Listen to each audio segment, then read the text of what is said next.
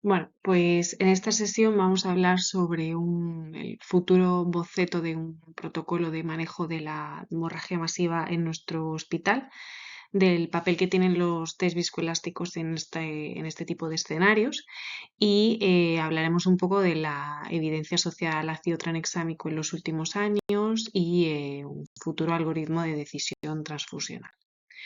En primer lugar, pues decir de dónde he partido para sacar la información para esta sesión. Por un lado tenemos los protocolos PBM, Patient Blood Management, que son pues una serie de recomendaciones hechas por diferentes expertos, ¿vale? Para guiar la transfusión en los hospitales y los centros de salud, ¿vale? Y así evitar pues la transfusión de hemocomponentes innecesaria. Por otro lado, tenemos el documento EMOMAS, que es un documento multidisciplinar de consenso sobre el manejo de la hemorragia masiva, que se creó en 2016 por expertos anestesiólogos, médicos intensivistas y hematólogos, que se ha actualizado pues, recientemente, el año pasado, en 2023. Y por último, la Guía Europea del Manejo de la Hemorragia Masiva y la coagulopatía, en este caso en el paciente politrauma, que bueno, es la sexta edición, que también es justo del año pasado, de 2023. Bueno, lo primero de todo, lo más básico, que es una hemorragia masiva, pues según el documento EMOMAS, actualizado, como hemos dicho, el año pasado, se recogen esta serie de definiciones, pero es verdad que las más extendidas en los últimos años son estas tres de aquí. ¿Vale? La pérdida de 1 o 1,5 volemias en 24 horas, la pérdida del 50% de la volemia en 3 horas, o una hemorragia mayor que amenaza la vida y que da como resultado una transfusión masiva. ¿Y qué es una transfusión masiva? Pues según el documento EMOMAS también tenemos tres definiciones. La transfusión de la mitad de un volumen sanguíneo en 4 horas o más de un volumen sanguíneo en 24 horas, ¿vale? Teniendo en cuenta que el volumen sanguíneo de un adulto medio es de 70 mililitros kilo, ¿vale? Si el adulto medio es de unos 70 kilos, pues como vemos en el recuadrito este, sería como unos 16 concentrados de Matías. Pero bueno, como esta definición es un poco ambigua, depende un poco del peso, pues un poco para hacerla más extensible a todo el mundo y para ver de un vistazo más rápido cuál sería la cantidad, pues la definición más extendida es la transfusión de al menos 10 unidades de concentrados de Matías en las 24 horas que siguen al inicio del tratamiento. Bueno, entre las causas más frecuentes de una hemorragia masiva, pues encontramos estos 5 escenarios, ¿vale? Por un lado, dejando un poco de lado, digamos, el protocolo en este tipo de pacientes, tenemos la cirugía electiva, cirugía programada, donde normalmente la hemorragia masiva suele darse en cirugía cardiovascular y cirugía hepatobiliar. ¿Vale? Por otro lado, el resto de escenarios clínicos para los que se enfocaría el protocolo de hemorragia masiva serían pues, hemorragias más urgentes, una hemorragia digestiva, una cirugía urgente, por ejemplo, pues una rotura de aorta abdominal, un politraumatismo grave o una hemorragia obstétrica. ¿Vale? En el caso de la cirugía electiva, pues la hemorragia generalmente es una hemorragia controlada, es una hemorragia que nosotros vamos viendo poco a poco en el escenario quirúrgico, es una hemorragia pues que normalmente el tratamiento pues se inicia de forma rápida, no hay tanta coagulopatía. En cambio, en el resto de escenarios que vemos aquí rodeados en el cuadro, pues la hemorragia es una hemorragia incontrolada, con hipovolemia, con hipotermia, si es un paciente que viene de la calle, que puede llegar a un estado de shock, con fallo orgánico, con mucha coagulopatía inicial. Y principalmente estos pacientes van a tener aumentada la mortalidad porque suele haber una demora bastante importante en el inicio del tratamiento. Bueno, un poco así por encima, la fisiopatología del shock hemorrágico, ¿vale? Un paciente pues, que viene con una hemorragia masiva es un paciente que se inicia una cascada, digamos, de acontecimientos que están desencadenados por la hipoperfusión tisular, ¿vale? El paciente va a tener una hipoperfusión, va a tener una inflamación, se activa el sistema simpático, hay una alteración del glicocális, hay una disfunción plaquetaria, una disminución de los factores de la coagulación, una heparinización endógena, hiperfibrinolisis, ¿vale? Y todo esto en el contexto de que además se comienza una fluidoterapia intensiva en el paciente, que esto lo que hace es agravar aún más la coagulopatía, ¿vale? Producir una coagulopatía dilucional agravar la situación de hipotermia, de acidosis, lo que se conoce como la triada letal, que empeoraría con nuestro pues, manejo de la fluidoterapia, pues lleva a que se produzca pues eso, un estado incontrolable de shock hemorrágico, ¿vale? Con una mortalidad altísima. Bueno, aquí para empezar a hablar de la fisiopatología de la coagulopatía en este caso, pues he dejado un poco la cascada de la coagulación, ¿vale? Recordar que teníamos dos vías que confluyen en una vía común, ¿vale? Que es el factor 10 que contribuirá a la formación de trombina y la trombina a su vez a la formación de los polímeros de fibrina que producen la estabilización del coágulo. Destacar que va a ser muy importante el calcio, ¿vale? Que es el factor 4 de la coagulación y que no hay que perderlo de vista en la reanimación de estos pacientes con una hemorragia severa. Y va a ser muy necesario reponerlo y controlar sus niveles, como ahora veremos a continuación. Y aquí vemos un poco pues, todas las fases de la hemostasia, ¿vale? Como hemos visto, la coagulación sería un poco la fase 3, pero todo comienza pues, con la lesión de un vaso sanguíneo, la lesión del endotelio, la agregación de las plaquetas, que sería la hemostasia primaria, la hemostasia secundaria, que sería cuando se activa la cascada de la coagulación, y por último la fibrinolisis, ¿vale? Cuando ya el coágulo está formado y se desintegra, ¿vale? Hoy en día lo que se ha visto es que todo esto no es una secuencia lineal, sino que todo va ocurriendo, produciéndose, destruyéndose y entrelazándose todas las fases. Y bueno, en el caso de los pacientes con una hemorragia severa, se va a producir coagulopatía por una serie de distintos mecanismos, ¿vale? En primer lugar, tenemos la hiperfibrinolisis, ¿vale? La hiperfibrinolisis pues consiste básicamente en que hay un aumento pues de la degradación de ese coágulo que veíamos al final de la hemostasia, ¿vale? Esta fibrinolisis aumenta de forma precoz, sobre todo en el paciente politrauma, en el paciente con una hemorragia obstétrica, ¿vale? De forma muy precoz, por lo que habrá que tratarla como veremos a continuación. Por otro lado, tanto la hipotermia como la acidosis como la disminución de glóbulos rojos también producen una disfunción de los factores de la coagulación, de la agregación y de la función plaquetaria, por lo que agravan mucho más la coagulopatía, ¿vale? Lo que llamamos la triada letal, que aumenta mucho la, la mortalidad. Por otro lado, tenemos la coagulopatía por consumo, ¿vale? En cualquier tipo de paciente que tiene una lesión endotelial, pues se va a producir una coagulopatía por consumo, ¿vale? Esto es algo básico. Después tenemos la coagulopatía aguda del paciente politrauma, ¿vale? Lo que se denomina ACOTS, ¿vale? Este tipo de coagulopatía es una coagulopatía exclusiva del paciente politrauma, se produce de forma muy, muy precoz, en tan solo minutos de que se produzca el daño traumatológico, y consiste básicamente en un importante aumento de la anticoagulación y de la hiperfibrinolisis. Y por último, el mecanismo dilucional. Como ya hemos visto, es bastante importante pues mantener una fluidoterapia restrictiva, ¿vale? La fluidoterapia intensiva produce una coagulopatía dilucional, una dilución de los factores de coagulación, por lo que van a disminuir también su función. Y el factor que más se afecta y que más rápido se llega a niveles críticos, ¿vale? Es el fibrinógeno, ¿vale? Muy afectado por el mecanismo dilucional y que habrá que reponerlo pues rápidamente en la hemorragia. Bueno, y una vez que hemos visto cómo ocurre toda la cascada de acontecimientos, el shock hemorrágico, la coagulopatía y demás en el paciente con una hemorragia masiva, lo siguiente que vamos a empezar pues es un poco a ver todo el diagnóstico y tratamiento, que al final es lo importante. Y bueno, lo primero que vamos a tener que hacer y el tratamiento definitivo de este tipo de pacientes pues va a ser averiguar de dónde es el origen de ese sangrado y frenar ese sangrado.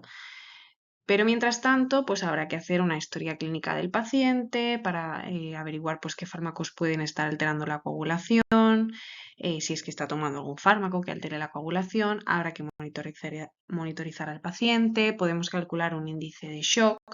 El índice de shock consiste en dividir frecuencia cardíaca entre presión arterial sistólica y de forma muy fácil pues nos va a dar mucha información. Vemos que a partir de un índice de shock mayor de 1, pues nos va a indicar una elevada mortalidad mortalidad mayor de un 30% y además va a predecir pues, que ese paciente va a necesitar una importante cantidad de productos sanguíneos. Después haremos rápidamente un ABCD, ¿vale? A nosotros normalmente pues, nos van a llegar ya pacientes que están en reanimación intubados o que los vamos a intubar en ese momento, que no vienen de la calle. Pero bueno, en caso de que sí, pues habría que hacer pues eso, una exploración de la vía aérea, una intubación en caso de que haya que intubar pues con secuencia rápida. Valoraremos a nivel cardíaco, valoraremos a nivel neurológico, pues un Glasgow, unas pupilas, etcétera. Lo siguiente será coger 2 vías periféricas de grueso calibre, hacer una radiografía de tórax en caso de que se pueda y no demore el inicio del tratamiento, sacar unas pruebas cruzadas, sacar una analítica completa, sacar una gasometría, aparte de para ver la hemoglobina, pues para guiar la reanimación en función del lactato y el exceso de bases, que van a ser pues 2 indicadores de hipoperfusión tisular que nos van a permitir pues, ir guiando la reanimación, ¿vale? Y por último, pues hacer unos test viscoelásticos si los tenemos disponibles en el hospital. El diagnóstico definitivo, es decir, para ver de dónde viene el sangrado, cuál es la cantidad del sangrado y si hay lesiones adyacentes, pues va a ser el TAC total body. Pero en la mayoría de pacientes, este tipo de pacientes que vienen con una inestabilidad hemodinámica, habrá que ir rápidamente a quirófano, es decir, nos va a importar mucho más el tratamiento urgente que el diagnóstico. ¿Vale? Porque el tiempo en este caso es supervivencia, ¿vale? Lo que sí podemos hacer en caso de que no nos dé tiempo a hacer un TAC total body, pues es hacer un ecofast, ¿vale? El ecofast consiste en una ecografía a pie que se puede hacer a pie de cama, bien si el paciente está en reanimación antes de ir a quirófano o bien directamente mientras el paciente pues va a empezarse el quirófano. Y consiste en mirar 4 ventanas, ¿vale? La ventana periepática para ver el espacio de Morris, veremos la ventana subsifoidea principalmente para descartar derrame pericárdico o algún problema en los grandes vasos, una ventana suprapúbica y por último una ventana periesplénica, ¿vale? Serán las 4 que debemos valorar. Aquí he dejado pues una guía de la Sociedad Española de Ecografía que está bastante bien pues para estudiar o repasar lo que sería el ecofast, ¿vale? Y hoy en día también lo que está de moda pues, es hacer un ecofast, lo que se llama ecofast extendido, que es aparte de estas 4 ventanas, pues ver las 2 ventanas pleurales pulmonares para ver si hubiese pues, un derrame pleural masivo, un neumotórax, etc. Y una vez que tenemos toda esta primera actuación, ¿vale? Tenemos que ver si activamos directamente el protocolo de hemorragia masiva en este tipo de pacientes. Bueno, pues según las guías estas que he comentado al principio, la conclusión es que el protocolo de hemorragia masiva se va a activar directamente en estos 2 primeros pacientes que vemos, ¿vale? Se puede activar directamente en el politraumatismo grave, aunque hay muchas guías pues, que recomiendan hacer pues, estas escalas predictoras de transfusión masiva, como son el TAS score o el ABC score, que son escalas bastante rápidas que no nos dicen si hay que transfundir al paciente, ¿vale? Sino si hay que hacer una transfusión masiva al paciente, ¿vale? Pero por lo general, y según las guías europeas, el EMOMAS y los protocolos PBM, en el politraumatismo grave se puede activar directamente el protocolo de hemorragia masiva sin llevar a cabo estas escalas, pero bueno, pueden servir de orientación. Y en segundo lugar, en la hemorragia obstétrica, pero no todo en todos los tipos de hemorragia obstétrica, ¿vale? Bueno, lo que se indica principalmente son estas dos patologías que son el desprendimiento de placenta y la embolia de líquido amniótico, porque se comportan muy similares a la coagulopatía que tiene un politrauma grave, es decir, se produce una coagulopatía muy importante, muy precoz, normalmente por consumo local, y entonces pues se beneficiarían de que rápidamente empezamos a corregir pues todo lo que están perdiendo por coagulopatía, ¿vale? En el resto de escenarios clínicos, pues en principio el resto de escenarios clínicos de hemorragia masiva no van a tener una coagulopatía tan severa, no habría que activar el protocolo de entrada, sino que sería una transfusión guiada por analítica convencional y por test viscoelásticos, pero sí que bueno, habría que valorar el riesgo-beneficio de los efectos secundarios y la dilución que tiene la transfusión al paciente. Si se considera que hay una coagulopatía inicial bastante importante y bastante precoz, pues sí que se podría hacer. ¿Y en qué consiste el protocolo de transfusión masiva? Pues bueno, consiste en la transfusión empírica de un algoritmo fijo, normalmente 1-1-1 o podría ser también 1-1-2, aunque por ejemplo, pues bueno, en este ensayo que he dejado aquí que se hizo en varios hospitales de Norteamérica con casi 700 pacientes, el ensayo PROP, con una evidencia 1B, se vio que la tendencia 1-1-1, estamos hablando de plasma, plaquetas, glóbulos rojos en ese orden, pues aportaba una mejor hemostasia y una reducción de las muertes por desangramiento, aunque finalmente la mortalidad pues, fue bastante comparable.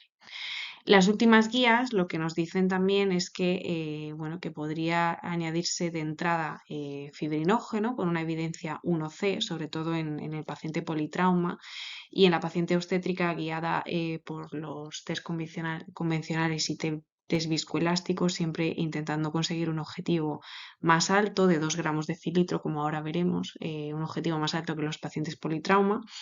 Y de entrada también es recomendable iniciar el ácido tranexámico, como ahora veremos. Una vez que se hace pues, esta primera transfusión, el resto de transfusión seguiría guiada por los test de coagulación convencionales y por los test viscoelásticos.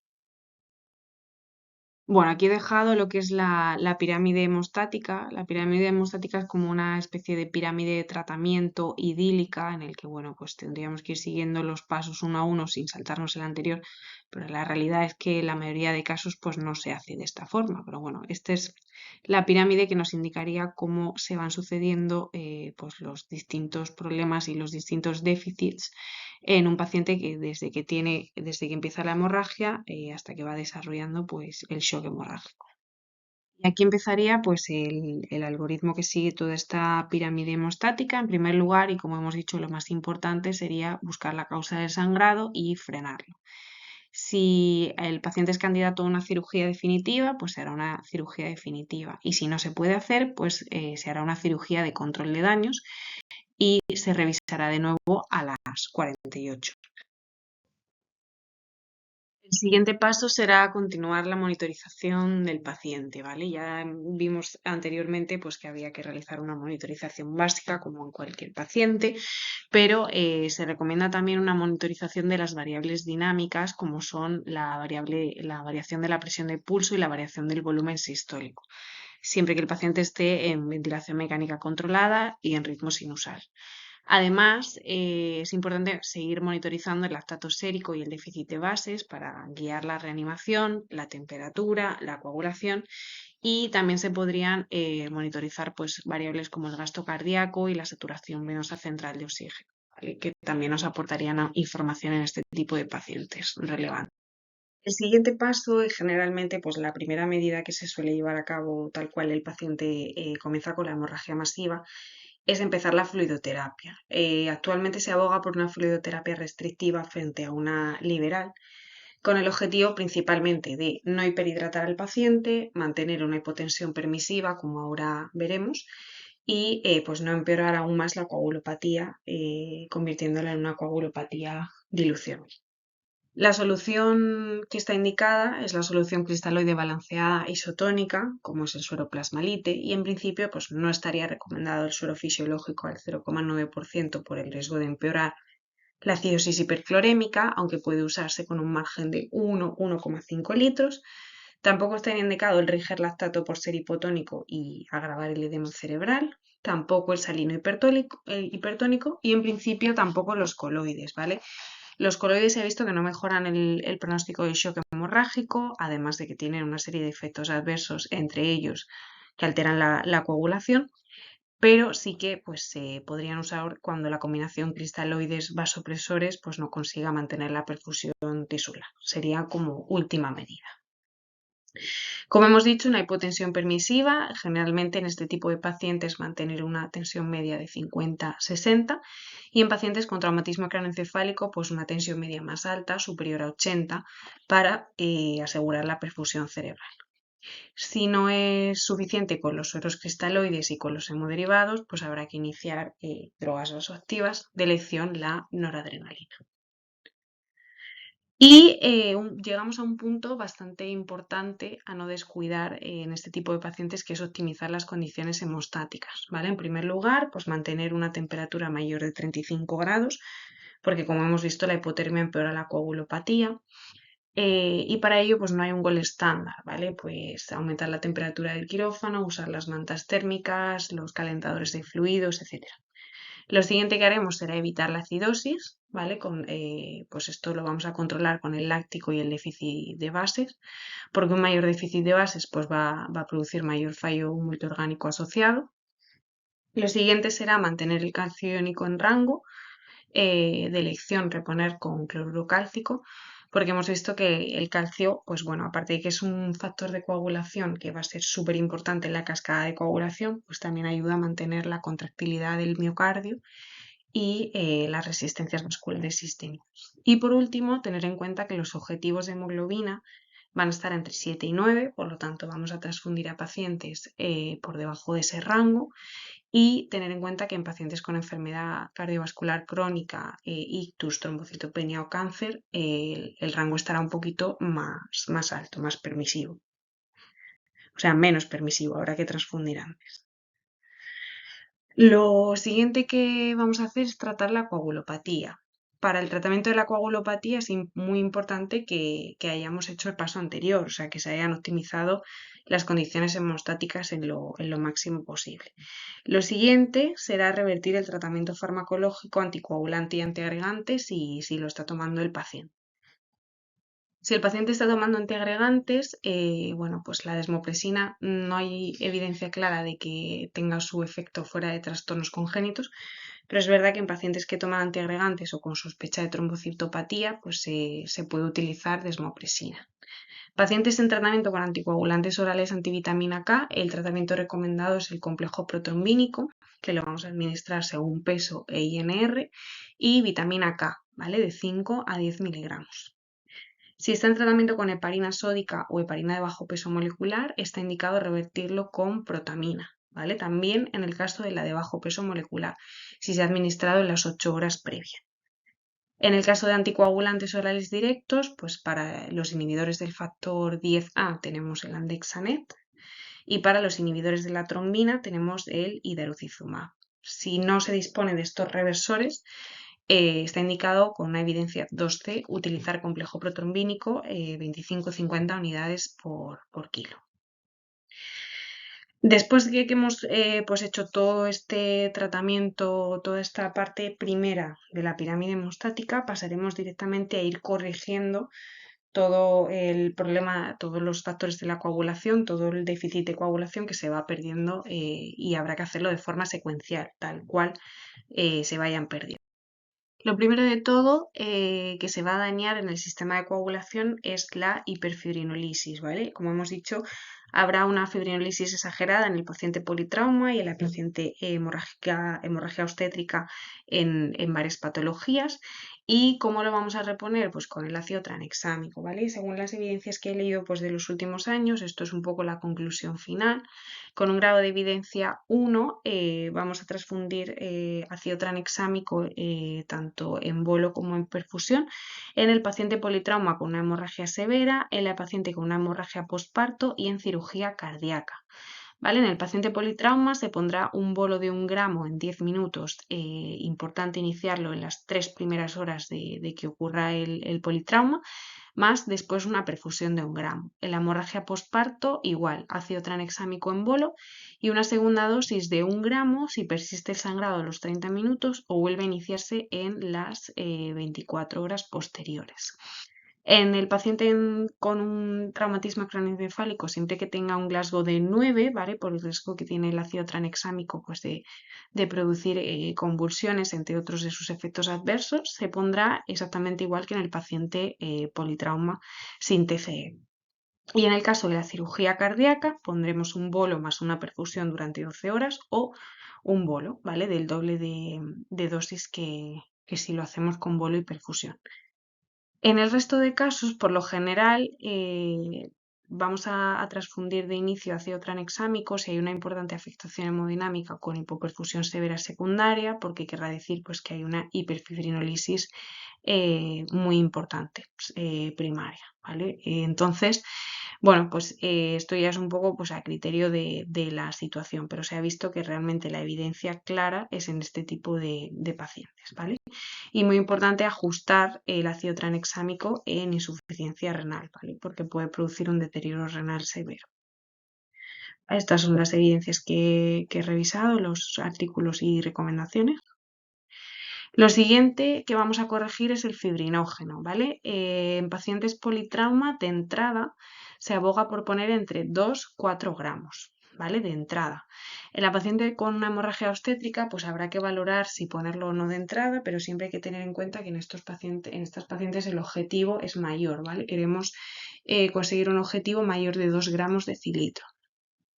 Si la administración se hace guiada, pues vamos a administrar fibrinógeno en los pacientes con una analítica con un fibrinógeno por debajo de 1,5 o de 2, como hemos visto en el caso de la paciente obstétrica.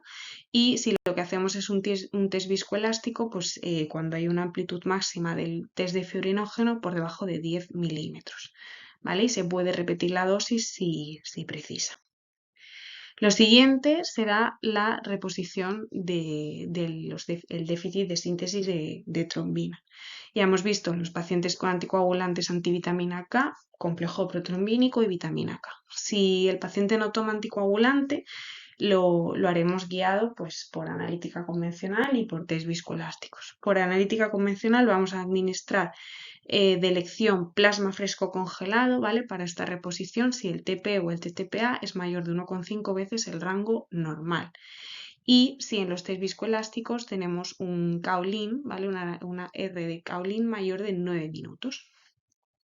Si ya hemos administrado la dosis plena de plasma fresco congelado o no podemos esperar a la descongelación porque hay una clara coagulopatía, una hemorragia incontrolada, un fibrinógeno normal, vemos en los test viscoelásticos que nos faltan factores de coagulación, pues lo que vamos a hacer es administrar complejo protrombínico, un vial, y se podría pues revalorar si hace falta pues poner un vial más. Pero de elección es el plasma fresco congelado, siempre que haya tiempo para la descongelación. Lo siguiente que vamos a reponer son las plaquetas, ¿vale? Una hemorragia masiva, el objetivo es que estén por encima de 100.000, ¿vale? Entonces vamos a transfundir plaquetas si están por debajo de 100.000, vamos a transfundir si hay una hemorragia activa, si están por debajo de 50.000, pero en el caso de la hemorragia masiva como tal, por debajo de 100.000 ya transfundiríamos, ¿vale? Y luego si en los test viscoelásticos, siempre y cuando haya un fibrinógeno normal, vamos a transfundir si la máxima amplitud en el test de Kaolin está entre 30 y 40, un pool de plaquetas, y si está por debajo de 30, directamente 2 pool de plaquetas. Y por último, pues para revalorar si transfundir factor 7A, ¿vale? Es una indicación que está fuera de ficha, de uso compasivo, y que bueno, sí que se ha visto que la hemorragia obstétrica, aunque tiene muy baja evidencia, pues ha mejorado la supervivencia como paso previo, en algunos casos, como paso previo a la esterectomía. Pero bueno, un poco fuera de ficha técnica. Y bueno, ya un poco así para verlo de forma más global, estos son los diferentes escenarios clínicos, ¿vale? Todo el protocolo que hemos visto que hay que seguir. Y pues vamos a ver en qué escenarios clínicos, así un poco de forma global, vamos a activar el protocolo de transfusión masiva y en cuáles no. En una cirugía programada o urgente, en principio, no se va a activar el protocolo de transfusión masiva, sino que el tratamiento se va a hacer secuencial según los test de coagulación y según los test viscoelásticos.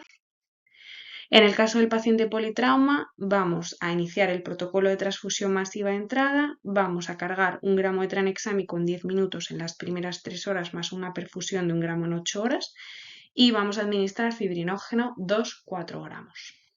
A partir de ahí ya seguiremos guiando la transfusión según los test de coagulación. En la hemorragia obstétrica, pues bueno, según qué guías, pues bueno, la conclusión es un poco hacer según vayamos viendo, pero bueno, saber que en el desprendimiento de placenta y en la embolia de líquido amniótico sí que habría que iniciar el protocolo de transfusión masiva, administrar el tranexámico, perdón, y más o menos pues fibrinógeno con el objetivo de mantenerlo por encima de 2 gramos de cilitro. Y en el caso de el resto de escenarios clínicos de la hemorragia obstétrica, pues en principio no se activaría el protocolo de transfusión masiva y en ambos dos se haría un tratamiento secuencial. Y ya por último, hablar un poco sobre el papel de los test viscoelásticos, ¿vale? Los test viscoelásticos son una serie de técnicas que lo que hacen es evaluar de forma pues, mucho más específica que los test de coagulación normales la formación del coágulo, la fortaleza del coágulo y la lisis del coágulo, que normalmente pues, se calcula a los 30 minutos. De tal forma que, así un poco a simple vista, esta es la gráfica que forman en el aparato, de tal forma que de un vistazo podemos ver que si esta primera línea es más larga, quiere decir que nos faltan factores de coagulación y que habrá que administrar plasma fresco congelado. Después vemos la máxima amplitud, de tal forma que si la máxima amplitud está disminuida, quiere decir que la fortaleza del coágulo es menor de lo normal y que el paciente necesitará o bien plaquetas o bien fibrinógeno.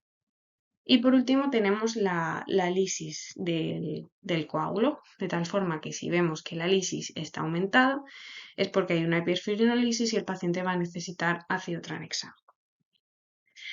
Esos son los dos test que tenemos nosotros en el hospital, ¿vale? El platelet mapping para evaluar la función de las plaquetas y el de citrato, que es el que vamos a usar para esta situación, ¿vale? El de citrato a su vez pues tiene 4 test. El test de Kaolin, el test de Kaolin heparinasa que nos sirve para ver si el paciente está con una anticoagulación por efecto de que está administrándose la heparina, el rapid test y el test del fibrinógeno. Entonces, bueno, esto es un poco la gráfica que nos va a dejar un paciente hemorrágico. Como hemos dicho, pues va a tener aumentada la primera línea porque le pueden faltar factores de la coagulación. La máxima amplitud va a estar disminuido porque está disminuida la función plaquetaria y los niveles de fibrinógeno, y en el último pues vemos un poco la suma de ambos, ¿vale? Es muy diferente al de hemostasia normal, que lo vemos arriba en color negro. Y bueno, aquí un poco una tabla de resumen, ¿vale? Que nos dice pues un poco según cada test, según el resultado que tengamos, pues lo que tendremos que administrarle al paciente, ¿vale? Un poco para orientarse.